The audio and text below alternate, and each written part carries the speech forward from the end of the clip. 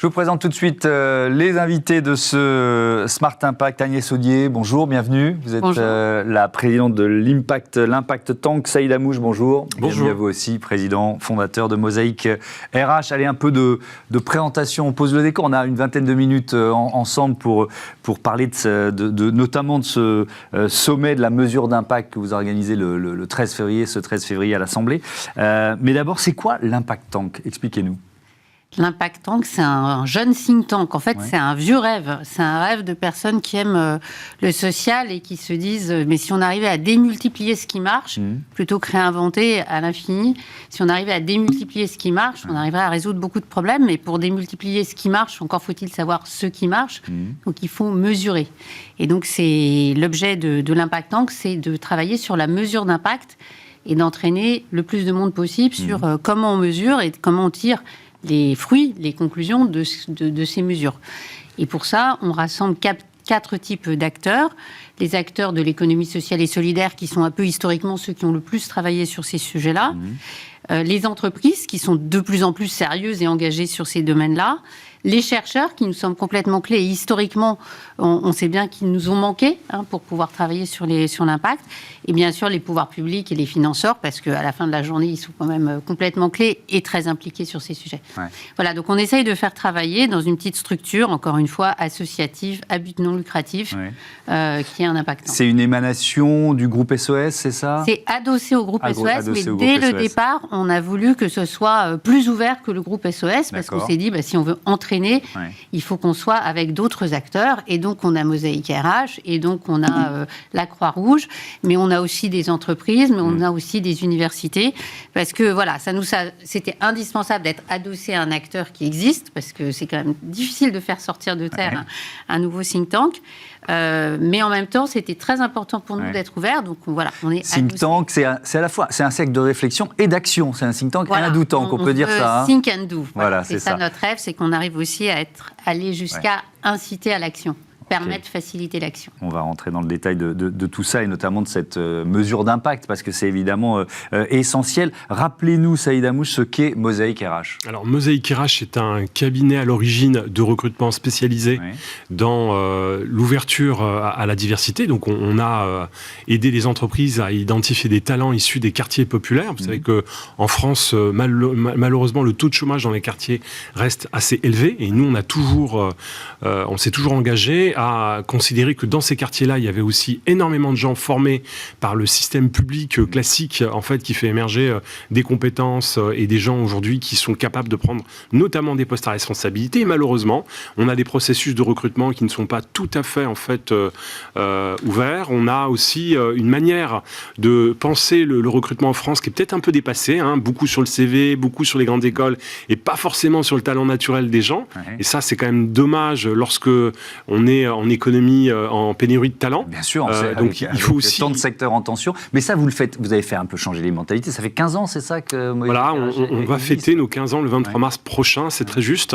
Et on a posé le sujet parce que nous, on a voulu embarquer en fait la connaissance des quartiers aussi avec cette jeunesse qui héritait de diplômes de l'enseignement supérieur. Donc on s'est positionné sur les jeunes diplômés des quartiers. On a montré que ce vivier existait et qu'ils avaient leur place dans les entreprises. Ça a plutôt bien marché et je crois que c'est important d'expliquer que nos travaux ne peuvent être entendus d'une manière scientifique que si des do tank ou des think tanks comme l'Impact Tank sont capables de prendre un peu de distance sur ce qu'on a apporté à la société, notamment à l'économie, et faire en sorte de tracer cet impact social durable qu'on a dans le temps. Oui, l'étudier, montrer que ça marche pour pouvoir le dupliquer, le partager, c'est un peu... Absolument, donc on réveille des nouvelles pratiques, on révèle des nouvelles attitudes dans les entreprises, et ça tombe bien, puisque l'entreprise a changé et change. Et puis, on doit aussi éclairer demain la politique publique, et pour pouvoir le faire, il faut le faire ensemble, avec différents angles, et donc je suis ravi, en fait, qu'il y ait enfin un sommet pour parler de ces choses-là. Alors justement, ce premier sommet de la mesure d'impact, ce 13 février, à l'Assemblée nationale, déjà, de quoi on parle ? La mesure d'impact, c'est pas si facile, quoi. Non, c'est pas si facile. Et d'ailleurs, le mot est compliqué. Oui. Et donc, en fait, moi, je suis convaincue que c'est un sujet très concret. C'est presque un sujet sexy. C'est pas un sujet techno-technique. Oui. Mais c'est vrai que le mot est un peu repoussant. Alors, pourquoi c'est important ? Parce que, quelque part, ça dit ce qu'on veut faire. Est-ce qu'on veut l'égalité des chances ? Est-ce qu'on veut la lutte contre l'illettrisme ? Est-ce qu'on veut... qu'est-ce que ça veut dire animer des territoires fragiles ? Ça suppose de se poser la question de savoir ce qu'on veut. Alors, dans le domaine financier, on sait à peu près, les entreprises savent définir les objectifs de vente, de cash, etc. Dans le domaine environnemental, compte tenu du péril écologique, en fait, on a réussi en quelques années, finalement, à converger, à se dire, on va mesurer des tonnes de CO2, par exemple, sur le carbone. Il y a des travaux très intéressants sur la diversité, sur la biodiversité, qui essayent de construire un agrégat de biodiversité pour pouvoir comparer des actions d'entreprise au sein d'un même secteur ou de différents secteurs. Mais dans le domaine de l'impact, on reste sociétal, on reste avec des choses assez diverses. Et donc il faut inventer une mesure d'impact social et sociétal, c'est un peu ça ? Oui, c'est tout à fait, c'est tout à fait l'idée. Après, est-ce qu'on peut arriver à un objectif, un agrégat, comme on essaye de le faire sur la biodiversité, ou est-ce qu'on va avoir des grands thèmes, l'emploi, le vivre ensemble, les territoires ? On ne sait pas, parce qu'en fait, on en est vraiment au début de cette démarche. Mais c'est ça qu'on essaye de faire, c'est-à-dire de voir comment on arrive à fédérer les travaux. Qui va intervenir, pardon de vous interrompre, qui va intervenir à ce sommet ? Parce que c'est assez varié. Vous avez décidé de mélanger les expériences et les intervenants. On a décidé de mélanger nos 4 types d'intervenants dont je vous parlais tout à l'heure. Donc, sur chaque table ronde en plénière, il y aura au moins une entreprise, un acteur de l'économie sociale et solidaire, un chercheur, un universitaire et un pouvoir public. Et on a l'immense chance d'avoir beaucoup de ministres qui ont répondu présents à notre invitation, parce que je pense que eux se trouvent tous dans leur politique publique face à ces questions d'impact. Mais sur les entreprises, je voulais juste rappeler qu'en fait, il ne faut pas oublier qu'il y a toute une démarche internationale sur les notations extra-financières qui n'embarquent pas que les sujets d'environnement, mais aussi les sujets sociétaux. Et que sur il faut être très conscient que si des pays comme la France, la vieille Europe, ne disent pas ce qu'elles pensent de ce que c'est que le travailler ensemble, le vivre ensemble, on va se retrouver finalement avec des visions très anglo-saxonnes de ces sujets-là, qui sont quand même très limitées par rapport à ce qu'on... On est d'accord, il faut définir des métriques, j'aime pas trop ce mot, mais de l'extra-financier qui ne soient pas imposés ou inventés par les Américains ou les Chinois. C'est aussi clair que ça, quoi. C'est tout à fait ça, sachant que l'immense majorité des agences de notation extra-financière sont aujourd'hui détenues par des anglo-saxons. Saïd Amouche, qu'est-ce que vous attendez d'un tel sommet ?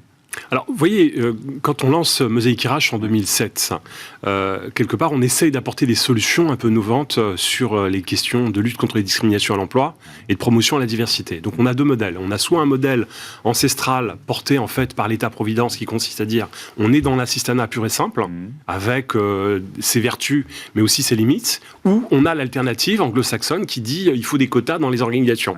Nous, on n'est ni pour l'une, ni pour l'autre. On invente, en fait, un modèle de cabinet de recrutement.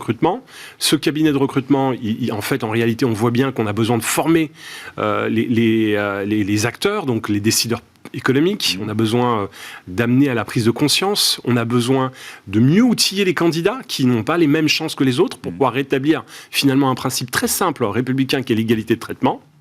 Et derrière, une fois qu'on a fait ça, une fois qu'on s'est rendu compte que, en réalité, si on était dans des stratégies de prévention, eh bien, c'est des gains économiques qu'on suscite pour la société française, et on a besoin à un moment donné de l'étudier, ce modèle-là, et de pouvoir en faire demain une politique publique. Et donc le sommet nous permet de faire ça et d'aller au bout.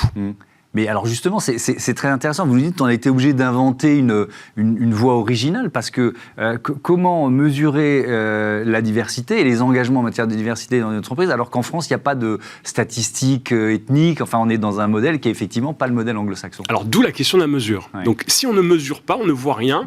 Et on ne peut pas progresser. Et voilà, absolument. Non seulement on ne peut pas progresser, mais on peut être amené à mettre en place des actions qui vont générer en fait beaucoup plus de difficultés. mettre des quotas dans les entreprises, et vous le savez, et c'est un sujet que vous connaissez, c'est peut-être un problème si on met en place des quotas ethniques. Et est-ce qu'il n'y a pas d'autres alternatives? Est-ce qu'on ne doit pas d'abord s'intéresser à la compétence? Et quand on est capable de construire ça, comment on le monétise, comment on le valorise, comment on le fait monter en puissance avec l'intervention de pouvoir public? La Caisse des dépôts est un relais de transformation considérable, mais si on n'est pas capable de convaincre la Caisse des dépôts, eh bien il faut mettre en place des modèles qui vont nous permettre en fait de démontrer qu'il y a de la valeur ajoutée et que ça fait du bien en fait à la politique publique. C'est aussi là où on peut chercher des poches d'économie, puisque aujourd'hui on a besoin de financer notre pays. Notre pays est endetté, et si on est capable de faire développer des modèles alternatifs qui sont capables de traiter des problèmes sociaux et de générer leur propre revenu, on a gagné. Et c'est ce qu'on est capable de démontrer. Et je suis ravi que le groupe SOS ainsi qu'Impactante investissent ce sujet-là d'une manière forte aujourd'hui. Agnès Audier, quand vous dites on veut bâtir un New Deal de l'impact, ça veut dire quoi? Et puis peut-être quels sont les freins aujourd'hui, les freins principaux? Parce qu'il y en a beaucoup. Un New Deal, c'est additionner les forces. C'est-à-dire, comme je disais tout à l'heure, il y a beaucoup d'acteurs qui travaillent sur ces sujets-là, mais si on veut avoir une masse critique et on veut peser et on veut avoir une dynamique, y compris universitaire, chercheurs sur ces sujets-là, il faut qu'on arrête d'être un peu éparpillé, il faut qu'on arrive à additionner les forces. Et on pourrait se dire que la France pourrait être quelque part championne dans le monde, ou en tout cas en Europe, sur ces sujets de mesures d'impact social, sociétal. À l'occasion de la PFUE, de la présidence française de l'Union européenne, on a fait un partage avec d'autres pays, et on voit que tout le monde est en face des mêmes problématiques. Donc voilà, il y a vraiment un espace même européen pour construire ça. Oui, mais alors ça suppose aussi des moyens public, c'est un peu le message que vous allez faire passer, pas seulement. Ça suppose déjà une vision commune et une envie commune. Hein. Je pense qu'on est tous d'accord là-dessus. On peut trouver des moyens. On n'a pas besoin d'immenses moyens pour faire de la mesure d'impact. On a besoin que tout le monde ait envie de faire des choses. Et puis, alors par contre, on a besoin de données. Et c'est le point qui me semble important pour répondre à votre question. C'est vrai qu'aujourd'hui, pour pouvoir faire de la mesure d'impact, il faut des données. Et les données, elles sont pas, on n'a pas de tradition de collecte de données quand même dans le secteur social. On en a progressivement dans le secteur de la santé. Maintenant, on a des choses tout à fait conséquentes qui permettent de faire justement de la prévention, de la personnalisation des parcours. Et donc moi, mon rêve, peut-être mon objectif pour ce sommet, c'est aussi de cranter quelque chose sur le fait qu'il y a des bases, par exemple, publiques absolument extraordinaires. Hein. Si on arrivait à mieux exploiter ce qu'il y a dans les bases de Pôle emploi, de l'UNEDIC, de la CNAF, de la DGFiP, on arriverait à comprendre finalement quels sont les parcours des gens. Et avec des chercheurs et toutes les règles de déontologie qu'il faut évidemment pour manipuler des données qui à la fin de la journée sont des données personnelles. Hein, donc évidemment, il faut faire les choses avec prudence, doigté et dans le respect de toutes les règles. Mais on pourrait avoir une exploitation beaucoup plus forte qui permette de savoir finalement est-ce que tel et tel parcours est adapté, donne des résultats, et de personnaliser plus les parcours. Saïd Amouche, vous l'avez évoqué, mais dans un contexte où il y a une grande majorité de chefs d'entreprise ou de recruteurs qui disent on a du mal, secteur en tension, je ne sais pas si ce n'est pas l'économie en tension en la matière. Est-ce que vous voyez, les mentalités changer, et est-ce que, on parle de moyens, il y a des biais qui sont encore importants, et donc voilà, la formation dont vous parliez, là pour le coup, il faut les moyens. Oui, absolument, vous avez raison. C'est-à-dire que on est quand même dans une société où le déni sur ces questions-là est très fort. Le déni lié aux discriminations, tout type d'ailleurs de discrimination liée à l'âge, liée aux femmes, il ne faut pas l'oublier, on a encore des problèmes pour pouvoir reconnaître des femmes, et on a encore aujourd'hui des organisations qui ont du mal à nommer des femmes sur des postes stratégiques dans les organisations. Il faut le dire, et je peux vous dire aussi que la fonction publique n'est pas exemplaire sur ces questions-là, c'est important de le rappeler. Et puis on parlait de finances, pour financer une entreprise, quand on est une femme créatrice d'entreprise, c'est plus compliqué que quand on est un homme. Absolument, et donc on a aussi le sujet en fait des origines culturelles. L'origine culturelle, pour moi, elle est plutôt lié à des éléments favorables qui constituent la croissance demain. Hein. On a des jeunes qui parlent plusieurs langues, on a des jeunes qui sont plutôt dynamiques, on a des jeunes aujourd'hui qui sont formés. Ils n'attendent qu'une chose, c'est de rentrer dans le marché pour pouvoir déployer leur talent. Et on a des entreprises qui sont encore sur des vieux modèles. On a aujourd'hui une myriade d'entreprises qui souhaitent se dire on veut voir le sujet différemment, on veut investir du temps et de l'argent pour réformer nos processus, réinventer notre manière de faire du business, réinventer aussi la collaboration qu'on peut avoir avec les hommes et les femmes dans nos organisations. Il faut se rendre compte qu'on parle de souffrance quand même à la base. Hein. Quand on subit les discriminations, eh bien c'est des gens qui perdent confiance en eux, c'est des populations qui à un moment donné ne savent pas comment en fait se mobiliser parce qu'on ne les respecte pas. Donc on a tout un niveau de souffrance à traiter et cette souffrance, c'est pas normal qu'en France on ne sait pas la gérer. Et cette souffrance doit être en fait un facteur d'accélération de nos économies. Et donc nous on pense que si on reconnaît chacun au regard de ses compétences, de ce qu'il est, et qu'on lui permette de trouver la bonne position, on va redynamiser notre économie. Et donc mettre en place des indicateurs de mesure, se mettre d'accord sur des nouveaux processus d'évaluation de la performance sociale, dans une perspective, effectivement, de faire que notre société soit beaucoup plus performante, encore une fois. Est-ce que c'est aussi, Agnès Audier, un moyen de lutter contre ce qu'on appelle le social washing ? Il faut peut-être expliquer en 2 mots ce que c'est, et puis ensuite dire, voilà, si on a des éléments de mesure, ça permettra aussi aux entreprises de progresser et aux citoyens d'être dans un rapport de confiance un peu différent ? Absolument, hein, social washing, c'est le pendant de greenwashing, et vous le savez bien, vous le voyez bien, on a vraiment un parallélisme entre les enjeux environnementaux et les enjeux sociétaux. Donc voilà, social washing, comme greenwashing, c'est la façon que certains peuvent avoir à certains moments de survaloriser des choses qui sont quand même un peu d'où l'importance de la mesure. Voilà, d'où l'importance de mesurer. Et pour construire sur ce que dit Saïd, je pense que si on arrive à présenter aux entreprises des mesures d'impact, on va aussi débloquer, on va démontrer l'intérêt de bouger sur ce qui est des choses qui peuvent être un peu périphériques par rapport à ce que font les entreprises, mais aussi ce qui est au cœur de leur modèle économique ou de leur modèle RH. Comment on change les processus de recrutement, comment on voit différemment son marché, comment on réalise qu'une grande partie du marché est sur des gens moins fortunés que les gens auxquels on s'adresse spontanément avec les offres qu'on a à un moment donné. Et donc c'est par cette démonstration, nous semble-t-il, qu'on peut justement aider à une allocation différente des ressources dans les entreprises. Mais alors, je trouve ça d'autant plus important et passionnant que, alors il y a effectivement du greenwashing ou du social washing, c'est une réalité, mais il y a aussi des entreprises, et je veux bien vous entendre là-dessus, Sadia Mouchoula, qui font bien ou mieux les choses, qui sont en train de progresser, que ce soit dans l'engagement environnemental ou sociétal, mais qui n'osent pas en parler, de peur d'être taxés de social washing ou de greenwashing. Ou de cynisme. Ou de cynisme. Donc, c'est très juste parce qu'aujourd'hui, encore une fois, on manque d'outils de mesure. On ne sait pas ce qui est fake et ce qui est réalité. On ne peut pas décréter du jour au lendemain, mettre en place en fait des actions et être au top de la performance de ces actions-là. Ça s'inscrit dans le temps et je pense que c'est important de mettre en place, par exemple, des baromètres. Nous, c'est ce qu'on prescrit aux entreprises. Mettez en place des baromètres diversité pour savoir comment vos plans d'action évoluent dans la durée. Ce qui est très intéressant derrière tout ça, en réalité, c'est que ça fait aussi évoluer les modèles économiques. On a vu émerger, par exemple, une nouvelle race d'entreprises aujourd'hui, qui sont les entreprises à mission. On parle de plus en plus d'entrepreneurs sociaux. On voit bien que, par exemple, les fondations actionnaires, ça sera probablement la solution pour ces systèmes. C'est ce que vous avez mis en place. Absolument. Fondation Mosaïque qui est actionnaire, c'est un modèle original. Hein. Qui porte une espèce de conscience sociale, sociétale, et puis certaines nécessités en fait d'être productif, d'être en capacité en fait de traiter correctement en fait l'offre de services et les partenaires que nous avons, et donc ça nécessite d'avoir les moyens d'une PME pour pouvoir exécuter.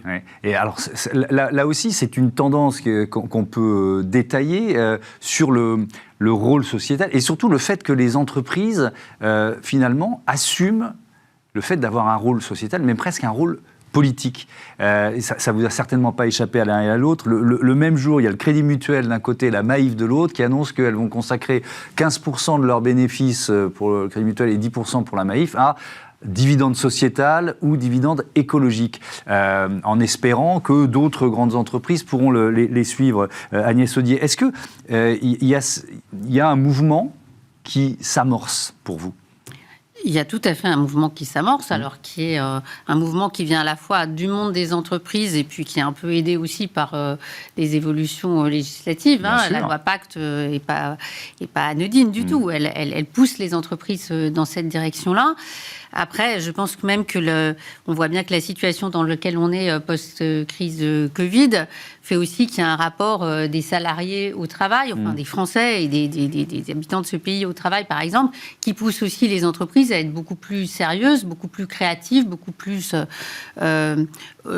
d'oser plus des choses différentes. Mais est-ce que c'est l'économie sociale et solidaire qui infuse d'une certaine façon, quoi ? Parce que c'est des valeurs, ce que je viens de décrire, qui se rapprochent. C'est pas la même chose, mais qui se rapprochent un peu de ce qu'est l'économie sociale et solidaire. Il y a un continuum qui est en train de se créer. C'est-à-dire, si on regarde il y a 30 ans, il y avait le monde associatif, on ne parlait pas du tout de SS, il y avait le monde du business focalisé sur le cash. On voit que là, c'est créé tout un univers qui est entre les deux et des entreprises qui investissent beaucoup plus sur les sujets sociaux, qui évidemment sont extrêmement conscientes du péril environnemental. Et puis le monde des associations qui s'est professionnalisé, qui a intégré aussi des nouvelles règles de fonctionnement. Donc on est une période de ce point de vue-là très intéressante. Saïd Lamouche. Oui, ce que je retiens moi, c'est qu'en France, en réalité, on a beaucoup soutenu en fait l'innovation sociale et donc il y a énormément de bonnes pratiques. Et ces bonnes pratiques, elles ne sont pas montées à l'échelle. C'est-à-dire qu'elles restent en dessous de la table. Il faut aujourd'hui les faire remonter. Pour répondre à votre question sur est-ce que l'entreprise est plus politique, en fait, les marchés financiers étaient déjà très politiques. Ce qu'on essaye de faire et de dire, c'est comment on retourne, on rééquilibre une situation aujourd'hui qui est anormale. C'est-à-dire qu'aujourd'hui, c'est pas la performance sur les marchés financiers qui doit compter, parce que ça fait du mal à nos sociétés, et on voit bien l'impact que ça peut avoir aujourd'hui, et on essaye de remettre ça au centre en fait des problématiques sociales en ayant des modèles économiques vertueux, parce que la performance, c'est pas un gros mot, c'est nécessaire pour pouvoir créer de la richesse et soutenir en fait les plus fragiles aujourd'hui en France. Merci beaucoup, merci à tous les deux. Bon sommet de la mesure d'impact, donc ce 13 février à l'Assemblée nationale. On passe à notre rubrique consacrée aux startups éco-responsables.